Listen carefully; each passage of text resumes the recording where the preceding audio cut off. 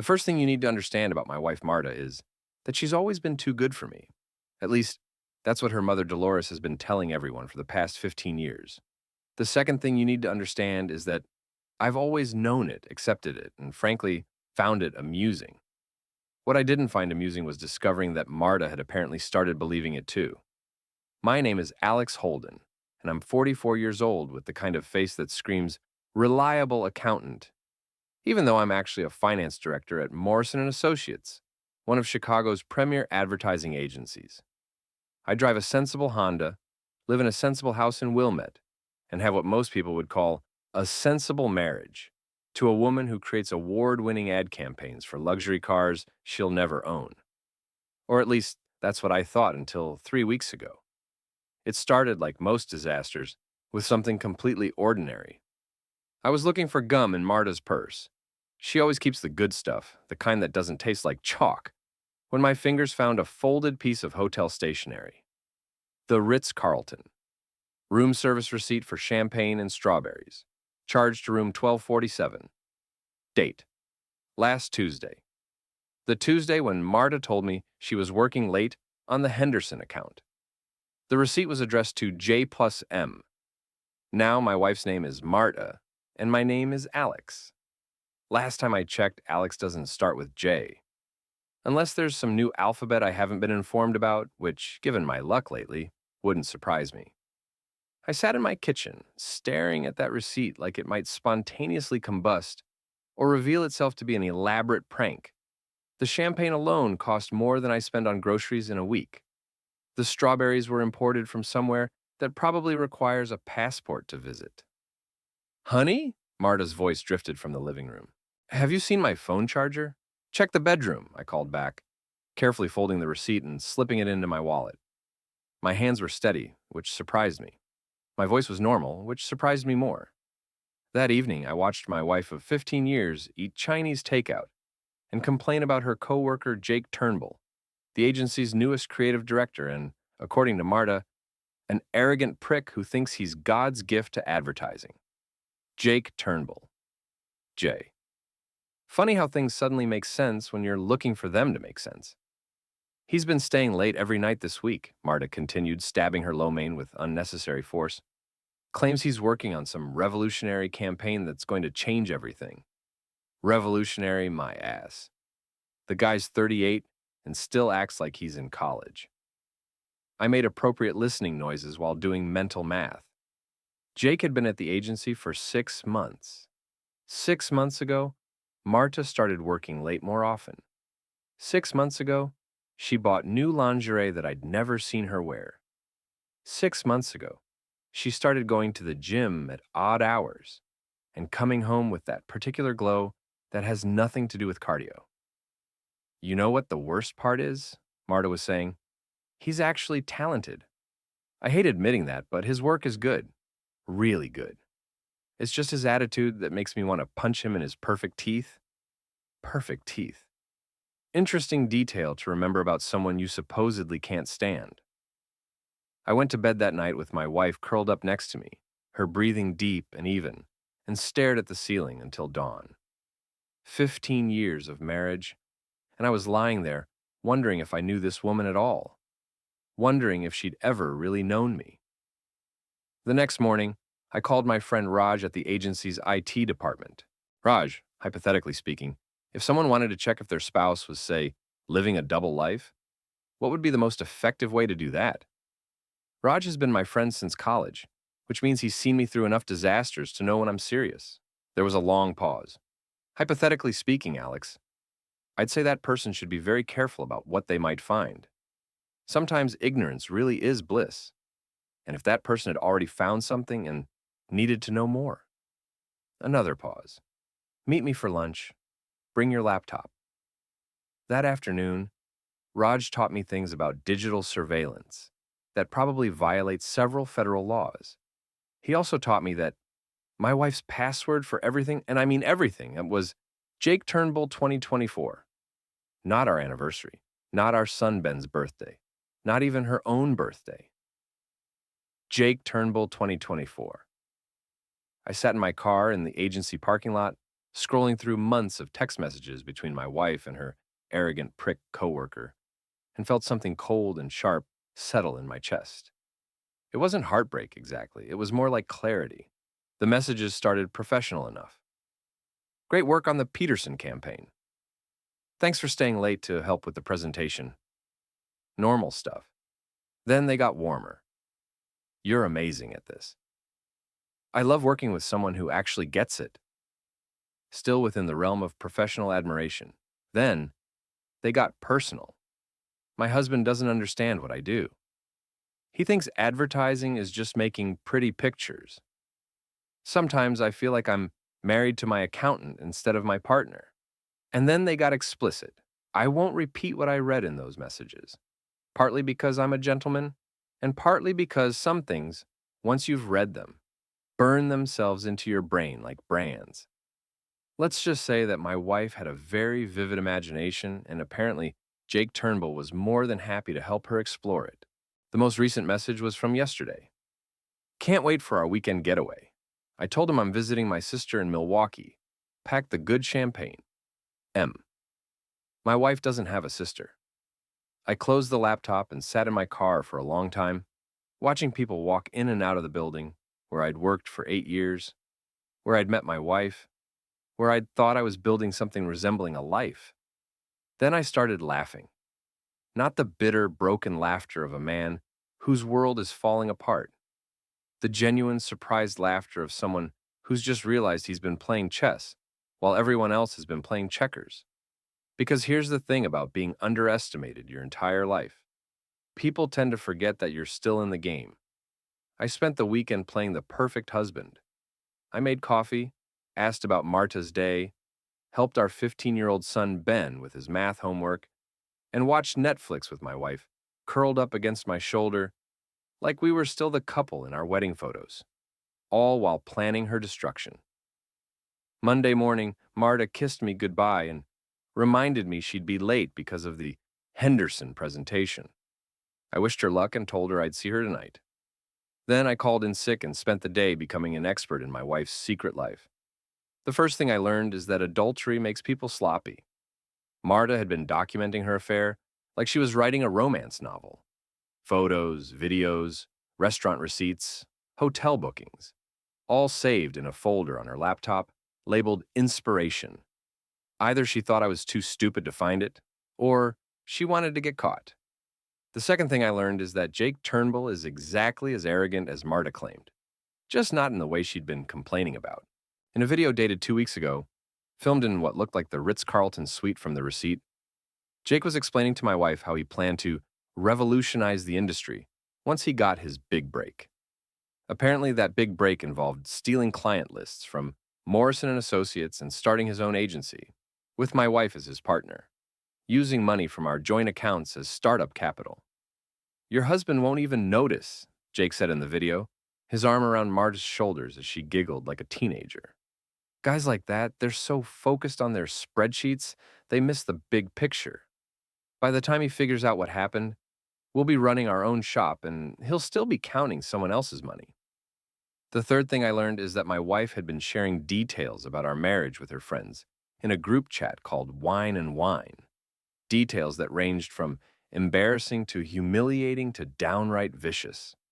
Alex actually asked me if I wanted to spice things up last night, read one message from Marta. I told him I was tired. Again. God, how do I tell my husband that missionary position twice a month isn't exactly setting my world on fire? At least he's paying the bills, responded her friend Tanya. My ex couldn't even do that. True, Marta had written back. Though Jake says once we get the business going, I won't need Alex's money anymore. Can't wait to see his face when I tell him I'm leaving him for a younger man with actual ambition.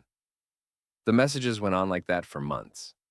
My marriage dissected, analyzed, and mocked by women I'd invited to dinner parties, women I'd made small talk with at school functions, women who smiled to my face while my wife shared intimate details about our life behind my back. But the real kicker was the most recent conversation from yesterday. So when are you going to tell Alex? Asked Liz, another member of the group. After the Milwaukee trip, Marta had responded. Jake wants to wait until we have the client list copied and the money transferred. No point in tipping him off before we're ready to make our move. What if he fights the divorce? With what? I've got copies of everything. Bank statements, tax returns, business documents.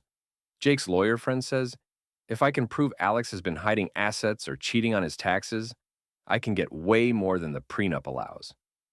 Has he been? Not that I can find, but Jake's working on it. Amazing what you can do with Photoshop these days. I read that exchange 3 times before it fully sank in. They weren't just planning to steal from me, they were planning to frame me. I closed the laptop and walked to my kitchen, where I poured myself 3 fingers of bourbon even though it wasn't even noon. Then I called Raj. I need a favor, I said when he answered. What kind of favor? The kind that's going to make my wife very, very unhappy. That afternoon, while Marta was supposedly in her Henderson presentation, I was in Dave Millant's office. Dave is the CEO of Morrison & Associates, a 60-year-old man who built the agency from nothing and has exactly zero tolerance for employees who steal from him. Alex, he said, gesturing to the chair across from his desk, Raj said you had something important to show me. I opened my laptop and turned it toward him. I think you should see this. For the next hour, Dave watched videos, read messages, and examined documents that painted a very clear picture of 2 employees planning to destroy his business. His face went through several interesting color changes during the presentation. How long has this been going on? He asked finally. 6 months, as far as I can tell. And you're sure about the client list theft? I showed him screenshots of Jake's emails to potential investors, complete with Morrison & Associates client information and financial projections. He's already started shopping the idea around. Looks like he's got meetings set up for next week. Dave was quiet for a long moment. Then he picked up his phone. Security? I need you to change the access codes for Jake Turnbull and Marta Holden immediately. Yes, both of them. And I want their computers and phones confiscated before they leave the building today. He hung up and looked at me. I'm sorry, Alex. I know this can't be easy. Actually, I said, it's easier than you might think. 20 minutes later, I was sitting in my car across the street from the agency when Jake and Marta came storming out of the building, escorted by security. Even from a distance, I could see that Marta was crying and Jake was shouting into his phone. I rolled down my window and called out, "Having a rough day, honey." Marta spun around, her face a mask of shock and fury. Alex, what are you doing here? Just enjoying the show, I said. By the way, how was Milwaukee? The color drained from her face. Jake stepped forward, all swagger and false bravado. Look, man, I don't know what you think you know, but I know you're a thief, I interrupted. I know you're planning to steal our client list. I know you've been sleeping with my wife for 6 months, and I know you're both about to have a very bad week. I started the car and rolled up the window, but not before adding, oh, and Jake? Next time you want to badmouth someone's performance in bed, maybe don't record yourself doing it. Just a thought. As I drove away, I could see them in my rearview mirror, standing on the sidewalk, like 2 people who'd just been hit by the same truck. The truck was just getting started. The thing about revenge is that it's most satisfying when it's legal, thorough, and public. Over the next week, I discovered I had a real talent for all 3. My first stop was my lawyer's office. Tom Bradley had handled our prenup 15 years ago, and he'd been warning me ever since that it was too generous to Marta. Turns out he was right, but not in the way he'd expected.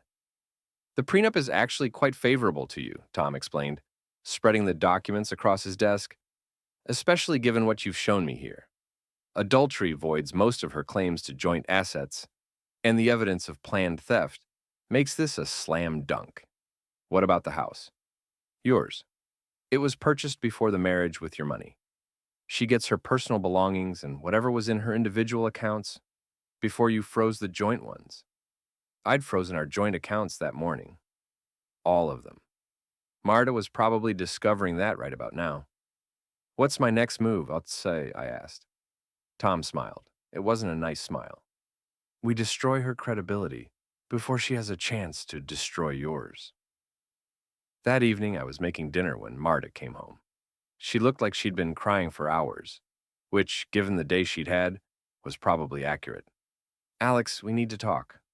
Sure, I said, not looking up from the stove. How was work? Don't play dumb. I know you went to Dave. I know you got us fired. Actually, you got yourselves fired. I just provided the evidence. She sat down at the kitchen table, trying to look contrite. Look, I know how this looks, but it's not what you think. Jake and I, we were just fucking in hotel rooms while planning to steal from my employer and frame me for tax fraud. I turned to face her, because that's what it looks like from where I'm standing. Her mouth opened and closed like a fish. You read my messages.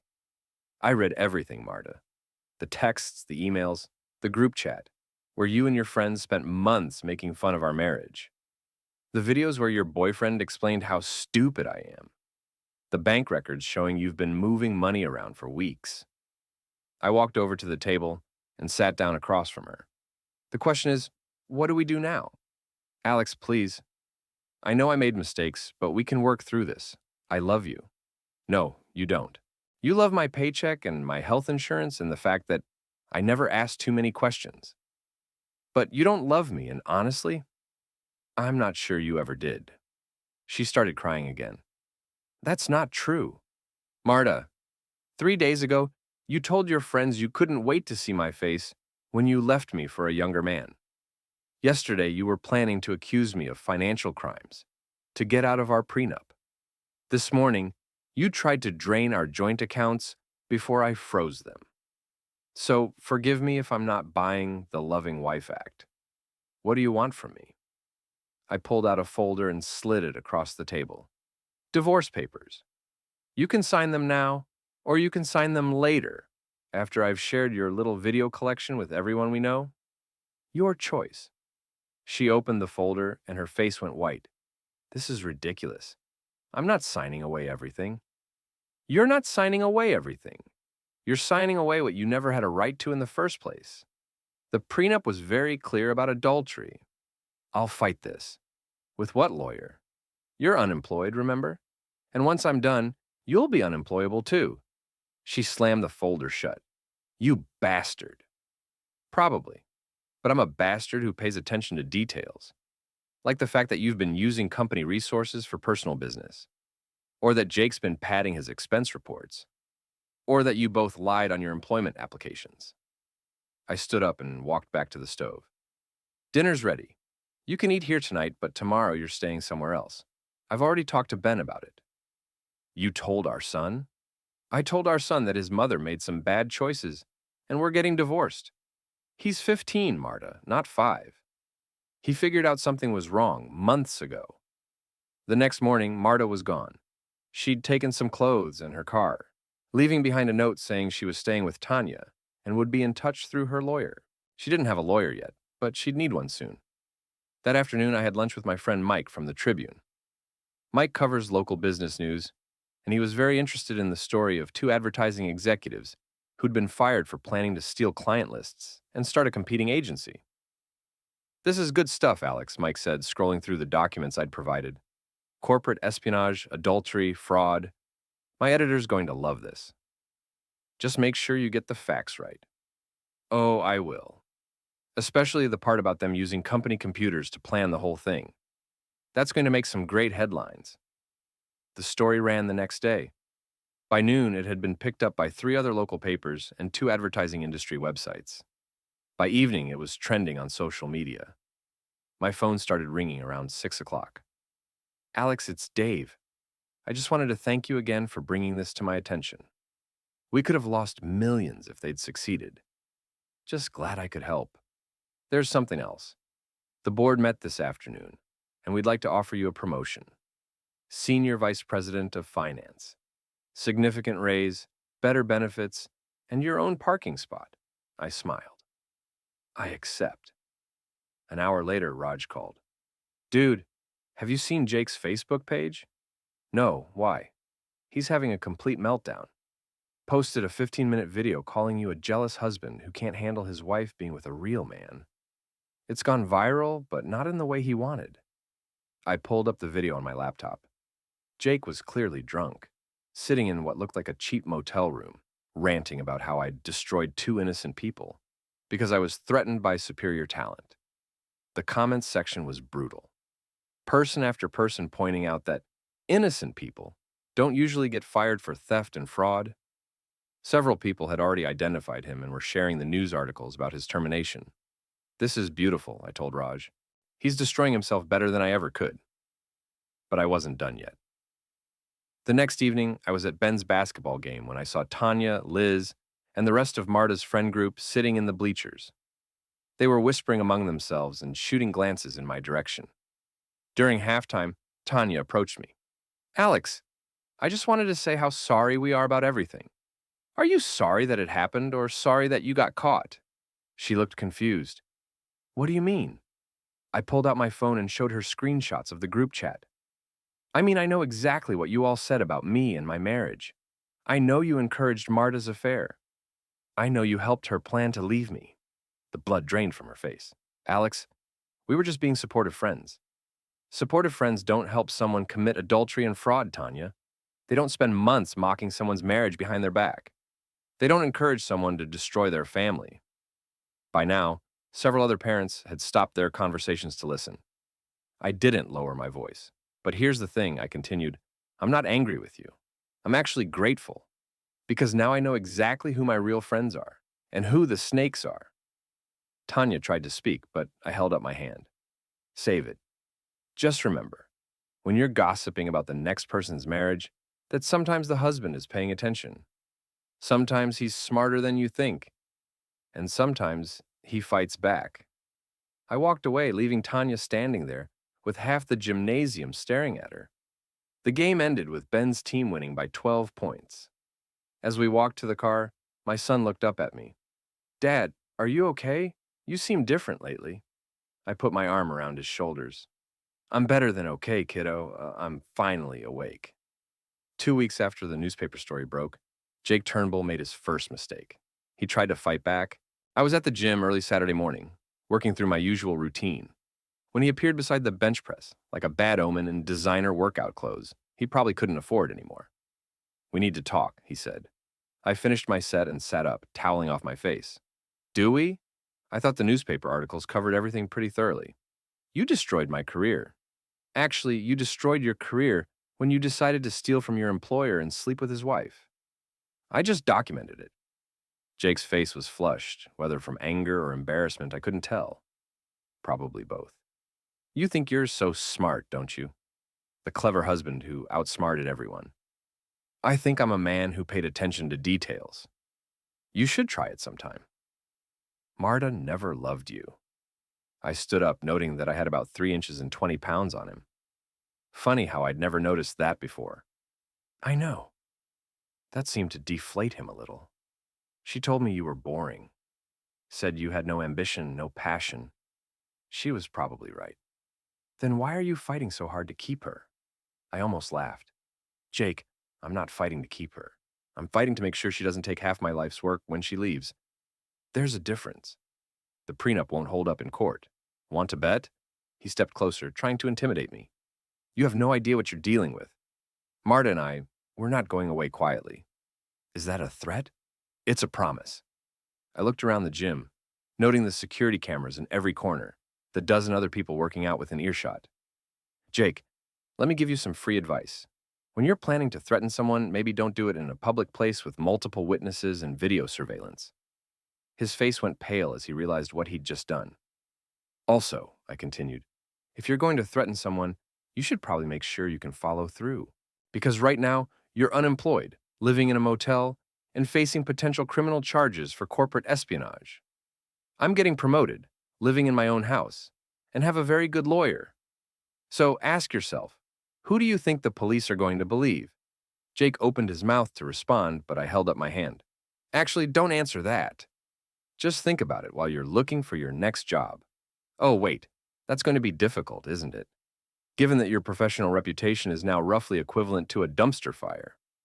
I picked up my gym bag and started walking toward the locker room. Have a great workout, Jake. Try not to hurt yourself. Behind me, I heard him mutter something that sounded like fucking asshole. But I didn't turn around. I had bigger fish to fry. That afternoon, I met with a private investigator named Sarah Chen. Sarah specialized in financial fraud cases, and she'd found some very interesting information about Jake's background.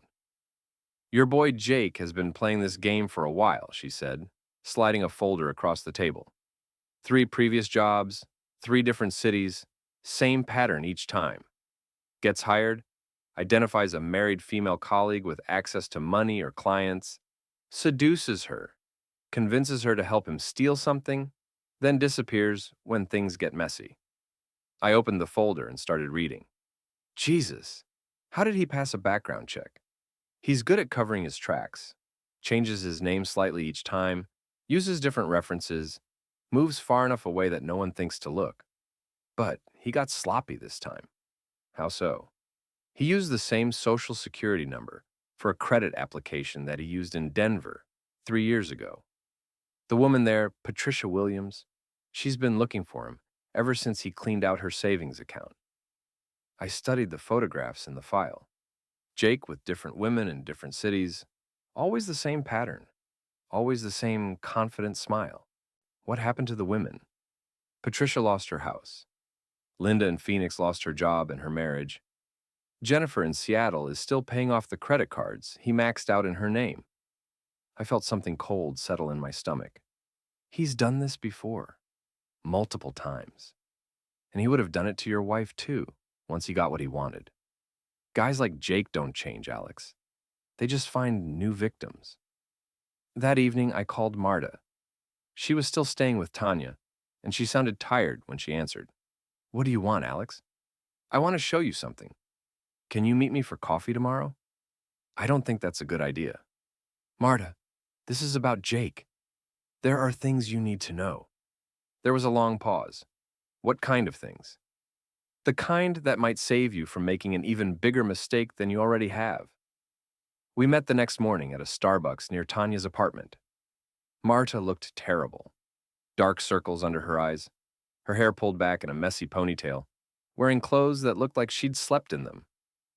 You look like hell, I said, sitting down across from her. Thank you. That's exactly what every woman wants to hear. I slid Sarah's folder across the table. Look at this. For the next 20 minutes, Marta read through the evidence of Jake's previous cons. I watched her face change as she absorbed the information. Confusion, denial, anger, and finally, a kind of sick understanding. He's done this before, she said finally. 3 times that we know of. Probably more. Patricia, Linda, Jennifer. She was reading the names like an incantation. He told me I was special. He said he'd never felt this way about anyone. I'm sure he did. He probably said the same thing to them. She looked up at me, and for the first time in months, I saw the woman I'd married 20 years ago. Alex, I'm so sorry. I know that doesn't fix anything, but I need you to know that I never meant for it to go this far. How far did you mean for it to go? I don't know. I was unhappy, and he made me feel important, desired, like I was more than just someone's wife and mother. You are more than that. Am I? Because some days I look in the mirror and I don't recognize myself. I see this middle-aged woman who peaked in college and has been coasting ever since. I studied her face, looking for signs of deception, but all I saw was exhaustion and regret. What did you tell Jake about the prenup? Everything. Account numbers, asset values, your business dealings. He said we needed to know what we were working with. Did you give him access to anything? She nodded miserably. Online banking passwords, credit card information. He said we needed to move quickly before you figured out what was happening. I pulled out my phone and called Tom Bradley. Tom, it's Alex. I need you to file a police report. Identity theft, fraud, conspiracy to commit larceny. I'll send you the details. Marta's eyes widened. Alex, what are you doing? I hung up and looked at her. I'm protecting myself. And whether you realize it or not, I'm protecting you too. From what? From being Jake's next victim. Because that's what you are, Marta. You're not his partner or his girlfriend or his great love. You're his mark. And once he's done with you, he'll disappear and find someone else to con. She started crying then, quiet tears that she wiped away with the back of her hand. I've ruined everything, haven't I? Pretty much. Can we fix it? I was quiet for a long moment. I don't know. The marriage is over, Marta. That's not negotiable, but maybe we can figure out how to be decent to each other for Ben's sake. What about Jake? What about him? Are you going to have him arrested? I stood up and put on my jacket. That's not up to me anymore. That's up to the police and the district attorney and the three other women whose lives he destroyed. I started walking toward the door, then turned back. Marta, for what it's worth, you were never just someone's wife and mother. You were always more than that. You just forgot for a while. 3 days later, Jake Turnbull was arrested at his motel on charges of identity theft, fraud, and conspiracy to commit larceny. The story made the local news, complete with interviews from his previous victims and a very unflattering mugshot. Marta called me that evening. I saw the news. I figured you would. Thank you. For what? For showing me who he really was, before he destroyed my life completely. I was quiet for a moment. You're welcome. Alex, I know I don't have the right to ask this, but are you okay? I looked around my quiet house at the family photos I hadn't taken down yet, at the life I was rebuilding from scratch. I'm getting there. And for the first time in months, that was actually true. The divorce hearing was scheduled for a Tuesday morning in November. I arrived early, dressed in my best suit, carrying a briefcase full of evidence that would have made a prosecutor weep with joy. My lawyer, Tom Bradley, looked like a man who was about to enjoy himself immensely.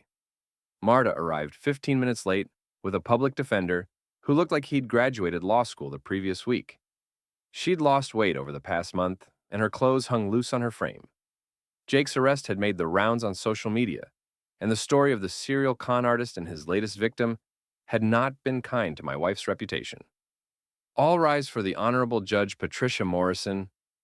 Judge Morrison was a woman in her 60s with steel gray hair and the kind of no-nonsense expression that suggested she'd seen every sob story and heard every excuse at least twice. She looked over her reading glasses at the assembled parties. This is a petition for divorce in the matter of Holden versus Holden.